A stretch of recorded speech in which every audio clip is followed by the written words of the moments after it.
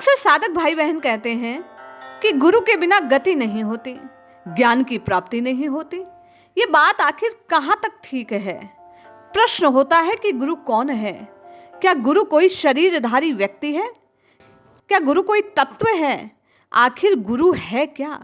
गुरु शब्द से तात्पर्य क्या? परम पूज्य स्वामी रामसुखदास जी महाराज की पुस्तक सच्चा गुरु कौन, उस पुस्तक के लेख से आप और मैं ये जानने का प्रयास करते हैं कि आपको और मुझे क्या करना चाहिए, किसे गुरु बनाना चाहिए। क्या गुरु बनाने की होड़ में आपको और मुझे भी दौड़ना चाहिए? क्या आपका और मेरा राम राम राम जपना बिना गुरु दीक्षा के सफल होगा या नहीं? इस बात में कहाँ तक सच्चाई है? इन सभी प्रश्नों का, संशयों का आज आप और मैं इस लेख के माध्यम से समाधान पाने का प्रयास करते हैं। जय श्री हरि।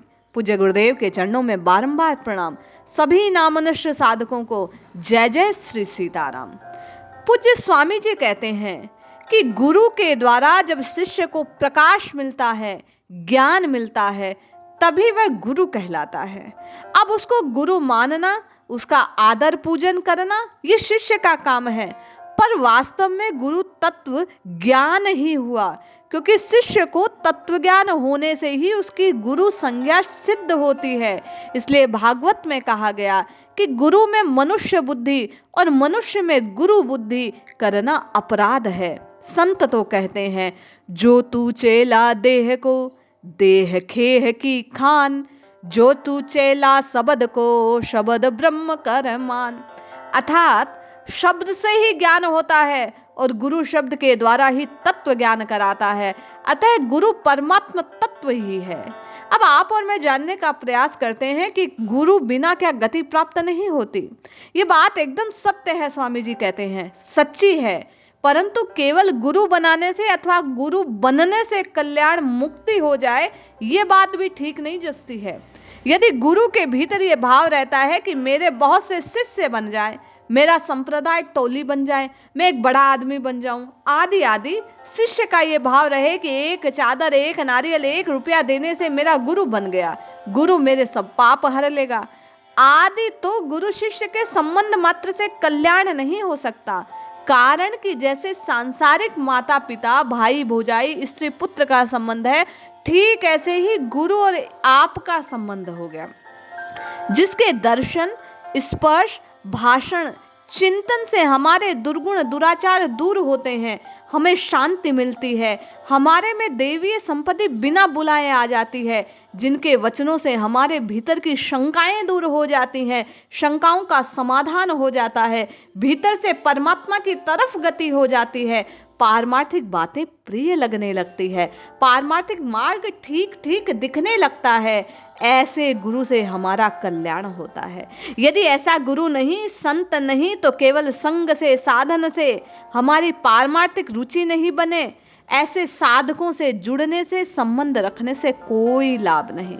परंतु उनसे हमारा संबंध केवल पारमार्थिक हो, व्यक्तिगत नहीं, फिर भगवान ऐसी परिस्थिति, ऐसी घटना भेजेंगे कि सब संबंध छोड़ के दूसरी जगह जाना नहीं पड़ेगा। अच्छा संत मिल जाए, वे संत चाहे साधु वेश में हो, गृहस्थ वेश में हो, संग का हमें विशेष लाभ होगा। तात्पर्य कि भगवान प्रधानाध्यापक की तरह है, वे समय पर स्वतः कक्षा लेते हैं, बदल देते हैं। अतः हमें भगवान पर विश्वास करके रुचि पूर्वक साधन में लग जाना चाहिए। गीता में भगवान ने कहा कि जो मेरा आश्रय लेकर यत्न करता है, वे सब कुछ जान लेते हैं।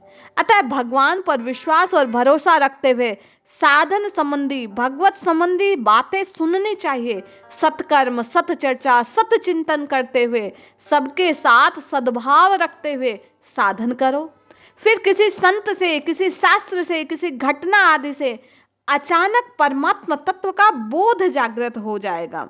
यदि गुरु मिल गया और ज्ञान नहीं हुआ, तो वास्तव में वह असली गुरु नहीं मिला। और असली गुरु मिल जाए, साधन में तत्पर हो जाए, ज्ञान हो जाएगा। यह हो ही नहीं सकता कि अच्छा साधक हो और असली संत मिल जाए और बोध न हो।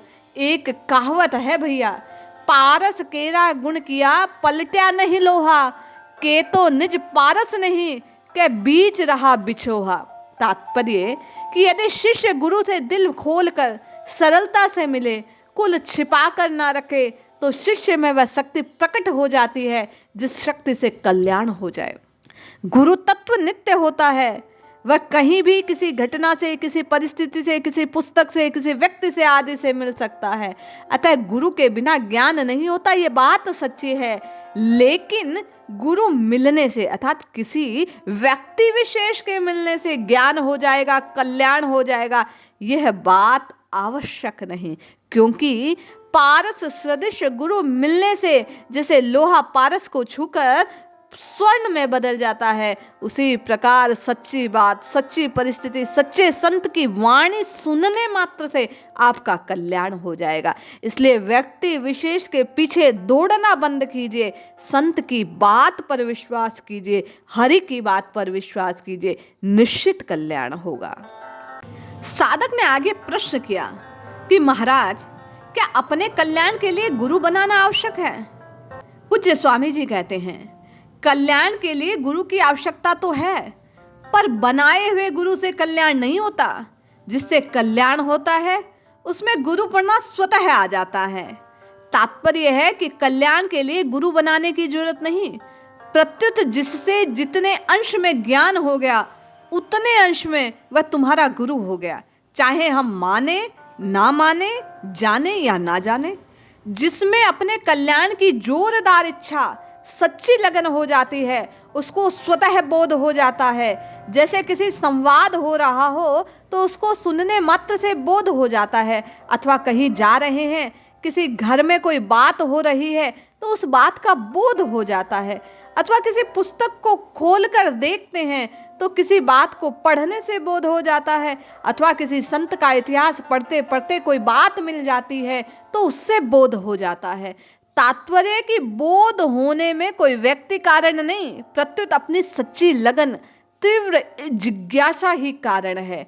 गुरु को प्राप्त कर लेना मनुष्य के हाथ की बात नहीं, उसके हाथ की बात यह है कि वह अपनी लगन, जिज्ञासा जोरदार कर ले, भगवान पर भरोसा रखकर निर्भय, निशोक, निश्चिंत, निशंक होकर अपने मार्ग पर चलता रहे, तो निश्चित एक दिन उसे योग्य गुरु, वह योग्य शिष्य बनने से तत्काल प्राप्त हो जाता है और इस जिज्ञासा से, इस लगन से उसका कल्याण हो जाता है।